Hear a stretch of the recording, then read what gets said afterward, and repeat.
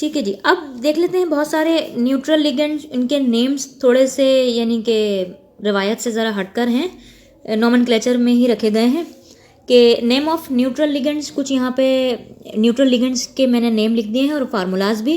जैसे अमोनिया को अमाइन कहा जाता है, वाटर को एक्को कहा जाता है, NO नाइट्रो को नाइट्रोसाइल कहा जाता है, ये इथाइलिन डाईअमाइन है, ये भी न्यूट्रल लिगेंड है। अच्छा ये बता दूं यहाँ पर कि इसकी साइन अक्सर EN भी लिखी हुई आती है, ठीक है। EN लिखा हुआ है, इसका मतलब है इथाइलिन डाईअमाइन की बात हो रही है, ठीक है। और ये ऑर्गेनिक लिगेंड है, ये बात भी ध्यान में रख लीजिएगा, ठीक है। इसके अलावा कार्बोनाइल है, ये सारे न्यूट्रल लिगेंड हैं। जब जब नेम लिखेंगे तो उनके ये वाले नेम हम लिखेंगे, ठीक है। अच्छा इसके अलावा अब यहाँ पे एक और लिस्ट मैंने बना दी है, नेम ऑफ नेगेटिव लिगेंड्स, ठीक है। नेगेटिव लिगेंड्स के यहाँ चार्ज भी दिए हुए हैं, फॉर्मूलाज दिए हुए हैं, और उनके क्या क्या नेम किस तरीके से लिखे जाएंगे वो मैंने लिख दिए। क्लोरो, ब्रोमो, फ्लोरो, आयोडो, सियानो, नाइट्रो, NO3 को नाइट्रेटो, NH2, amido, OH, hydroxo, acetate ion को एसीटेटो, ठीक है। ऑक्जिलेट आयन को ऑक्जिलेटो, कार्बोनेट को कार्बोनेटो, ठीक है। अच्छा यहाँ पर एक और देख लें कि ऑक्जिलेटो आयन जो है वो क्या है, ऑर्गेनिक नेचर का है। अच्छा और अगर आप सब में यहाँ नोट करें तो इन सब लिगेंड्स में आखिर में ओ आ रहा है। तो नेगेटिव लिगेंड्स की पहचान ही है कि इनको आखिर में O से डिनोट किया जाता है, यानी कि आखिर में O आता है, ये इसकी पहचान है। अच्छा अब अगर लिगेंड की तादाद एक से ज़्यादा हो तो इसका न्यूमेरिकल हम प्रीफिक्स लगाते हैं, वो क्या होता है, di, tri, tetra, penta, hexa, hepta and so on. यानी अगर फॉर एग्जांपल 2 क्लोरीन है तो डाइक्लोरो, अगर 3 क्लोरीन है तो ट्राइक्लोरो, इसी तरीके से यानी कि हमने ये न्यूमेरिकल प्रीफिक्स लगाना होता है। अच्छा अगर लेकिन हमारे पास ऑर्गेनिक लिगेंड हो, जैसे कि अभी हमने यहाँ ऑक्जिलेटो देखा और पीछे मैंने क्या लिखा था, EN यानी कि इथाइलिन डायमाइन की हमने बात की थी, तो ये भी ऑर्गेनिक नेचर का है। तो ऑर्गेनिक लिगेंड हो तो वहाँ उनकी तादाद अगर एक से ज़्यादा हो तो फिर हम डाई, ट्राई, टेट्रा इस्तेमाल नहीं करते, वहाँ हम इस्तेमाल करते हैं बिस, ट्रिस, टेट्राकिस, पेंटाकिस।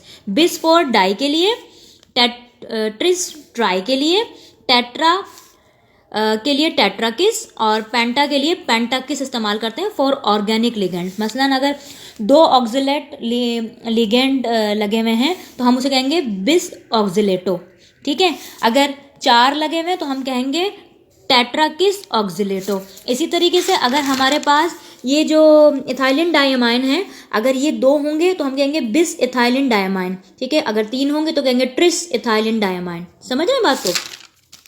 अच्छा इसी तरीके से जब हम, ये तो हो गए लिगेंड के हवाले से बात कि अगर न्यूट्रल हो और नेगेटिव हो, ये भी मैंने आपको बता दिया कि कब पहले नेगेटिव लिगेंड को नेम देना है और कब पहले आपने न्यूट्रल लिगेंड को नाम देना है, ये भी बता दिया। अच्छा मेटल का नेम जब हम लिखते हैं तो वहाँ पर भी थोड़ी सी बातों को मद्देनज़र रखना होगा हमने। देखें अगर कॉम्प्लेक्स आयन है, जैसे ये जो हमारा कॉम्प्लेक्स आयन है जो कि लिगेंड और मेटल से मिलके बनता है, अगर इस कॉम्प्लेक्स आयन के ऊपर, ठीक है, पॉजिटिव चार्ज आता है या ये न्यूट्रल होता है, न्यूट्रल आता है या पॉजिटिव चार्ज यानी कि पॉजिटिव चार्ज होता है, तो फिर हम इन मेटल्स को इनके इंग्लिश नेम के साथ लिखते हैं, ठीक है।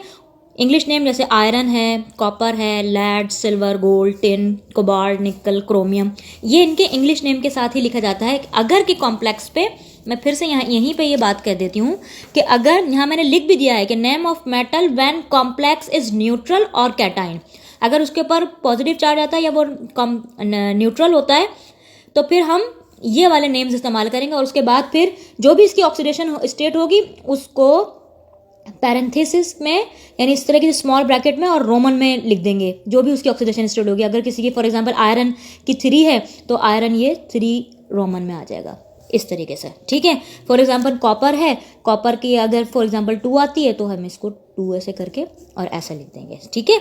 अच्छा लेकिन अगर हमारा जो कॉम्प्लेक्स आयन है अगर वो नेगेटिव आ रहा है यानी कि एनायोनिक फॉर्म के अंदर है, उसके ऊपर नेगेटिव चार्ज आ रहा है, तो फिर हम इन मेटल्स के लैटिन नेम्स यूज़ करते हैं और उन लैटिन नेम्स में आखिर में ATE का इजाफा कर देते हैं, सही है। लैटिन वर्ड्स फिर उनके इस्तेमाल किए जाते हैं इन मेटल्स के लैटिन नेम्स, ठीक है। लाइक आयरन जो है वो फिर उसका जो लैटिन नाम है वैसे उसको फेरम कहते हैं। आयरन का जो लैटिन नेम है, जो इसकी FE साइन आयरन की सेलेक्ट हुई है वो इसी फेरम वर्ड से हुई है, ठीक है, तो ये हो जाएगा फेराट। कॉपर जो है वो इसका लैटिन नेम बन जाएगा क्यूप्रेट। लेड प्लम्बम होता है इसका लैटिन नेम, लेकिन क्योंकि ATE का इजाफा करना है तो वो हो जाएगा प्लम्बेट।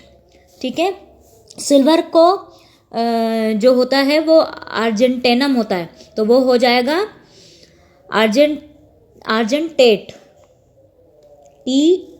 TATE। ठीक है, आर्जेंटेट हो जाएगा। ठीक है, अच्छा इसी तरीके से टिन SN फॉर्म है, इसका इस्तेमाल होगा स्टेनेट। कोबाल्ट होगा कोबाल्टेट, निकल हो जाएगा निकलेट, और क्रोमियम अगर हुआ तो वो हो जाएगा क्रोमेट। सही है कि अगर के हमारा एनाइन कॉम्प्लेक्स आइन अगर एनायनिक यानी उसके ऊपर अगर नेगेटिव चार्ज हुआ तो फिर मेटल्स के इस तरीके से नेम रखे जाएंगे, और उसके बाद फिर हम क्या करेंगे, वही जो भी उसका चार्ज होगा, मिसाल के तौर पर अगर गोल्ड है जैसे उसका नाम हो जाएगा ऑरेट।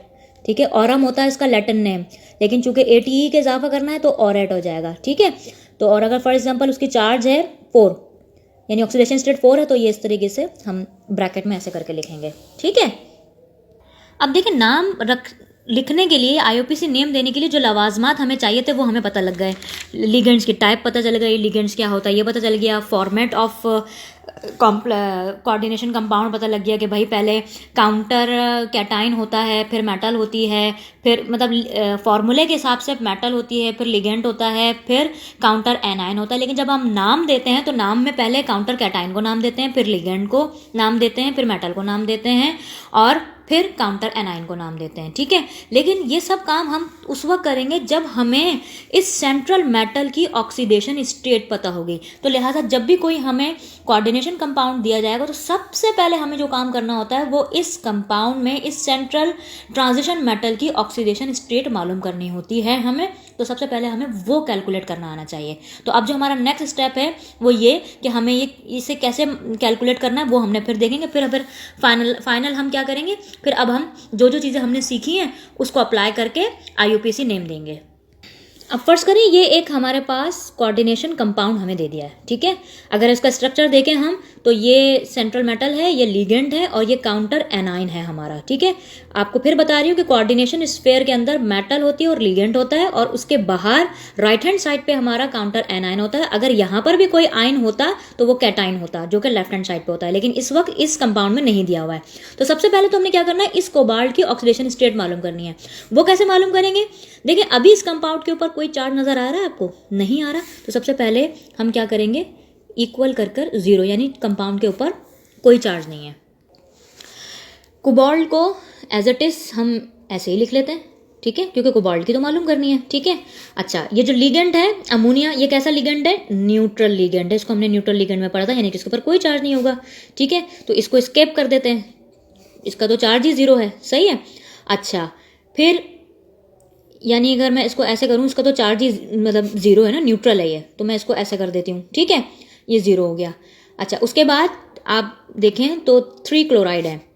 सही है, एक क्लोराइड का चार्ज होता है -1, 3 क्लोराइड का कितना हो जाएगा, -3। तो ये -3 आ गया किसका, इस क्लोराइड के लिए। ठीक है, यानी कि हम इस कंपाउंड का ऑक्सीडेशन स्टेट मालूम करने जा रहे हैं। तो हमने ये इस तरीके से लिख लिया। अब क्या है, कोबाल्ट को इधर ही छोड़ें, बाकी सबको इक्वल की इस साइन के बाहर ले जाएं। ठीक है, तो ये तो 0 ही है, ये प्लस माइनस माइनस माइनस का 3 उधर जाएगा, तो ये हो जाएगा +3। इसका मकसद ये है कि कोबाल्ट इस कंपाउंड में +3 की ऑक्सीडेशन स्टेट पर है। सही है, आप चाहें तो यहाँ इस कंपाउंड के ऊपर मेंशन कर दें भाई कोबाल्ट इसमें +3 की स्टेट पर है। ठीक है, अब अगर आप सिर्फ स्फीयर की बात करें ना, कोऑर्डिनेट स्फीयर, ये क्लोरीन को छुपा दें, तो अब स्फीयर पे आप चार्ज देखें क्या आ रहा है, +3, चूंकि जो अमोनिया है वो तो न्यूट्रल लिगेंड है। ठीक है, तो अगर हम कोऑर्डिनेट यानी कॉम्प्लेक्स के ऊपर देखें, कॉम्प्लेक्स आयन के ऊपर देखें, तो हमारा ये कैसा बन रहा है, कैट आयोनिक बन रहा है। सो मेटल की ऑक्सीडेशन स्टेट मालूम करने से हमें ये भी पता लग जाएगा कि हमारा जो कोऑर्डिनेट स्फीयर है इसके ऊपर चार्ज क्या है। तो इस पे चार्ज कितना आ रहा है, +3 का। तो अब देखें, हमें सारी बुनियादी बातें पता चल गई हैं। हमें ये पता लग गया कि इस कंपाउंड में कोबाल्ट +3 की ऑक्सीडेशन स्टेट पर है, और स्फीयर के ऊपर यानी कोऑर्डिनेट स्फीयर के ऊपर जिसे हम कॉम्प्लेक्स आयन भी कहते हैं, उस पर चार्ज कितना है, वो कैटाइन है, यानी कि प्लस का चार्ज आ रहा है। तो जब हम इसका मेटल का नाम देंगे तो वो इसके इस पैटर्न के ऊपर नाम देंगे, ठीक है। कोबाल्ट है ना, तो हम इसको सिंपल कोबाल्ट ही लिखेंगे, ठीक है। अच्छा, अमोनिया के बारे में हमें पता है, अमोनिया क्या है, न्यूट्रल लिगेंड है, तो इसका नाम आ जाएगा अमाइन। कितनी इसकी तादाद है, 6 है, तो उसके लिए हम क्या करेंगे, हेक्सा अमाइन का लफ्ज़ इस्तेमाल कर लेंगे। और ये हमारा काउंटर एनाइन है, जिसको क्लोराइड करके हम नाम दे देंगे। अच्छा, काउंटर आइन चाहे कैटाइन हो या एनाइन हो, हम उसकी तादाद नहीं लिखते, जस्ट उसका नेम लिखते हैं। सो अब उस कंपाउंड का आप देखें हमारे पास क्या क्या मौजूद है, यानी इसी पैटर्न के ऊपर जो मैंने 1 2 3 4 करके हमने जो लिखा था, कैटाइन तो हमें दिया हुआ नहीं है, तो सबसे पहले लिगेंड को नाम देंगे, और लिगेंड भी एक ही टाइप का दिया हुआ है, और वो कौन सा लिगेंड दिया हुआ है, न्यूट्रल दिया हुआ है, उसको उसकी तादाद के साथ देंगे, और फिर मेटल की को उसकी ऑक्सीडेशन के साथ लिखेंगे, और फिर काउंटर एनाइन का नेम लिख देंगे। सो देखें, सबसे पहले हम लिगेंड का नाम लिखते हैं विद इट्स न्यूमेरिकल प्रीफिक्स, तो ये क्या हो जाएगा, हेक्सा अमाइन। फिर मेटल का नाम देना है कोबाल्ट, मेटल की ऑक्सीडेशन स्टेट कितनी है, 3, जिसको हम रोमन में लिखेंगे। और फिर आखिर में काउंटर एनाइन, इसका नाम क्या है, क्लोराइड। क्लोराइड मैंने कहा ना, काउंटर आयन की तादाद नहीं लिखी जाएगी, ठीक है। इसको हम जैसे हम एनाइन को नाम देते हैं, बिल्कुल वैसे ही हमने करके नाम दे दिया, ये हो गया।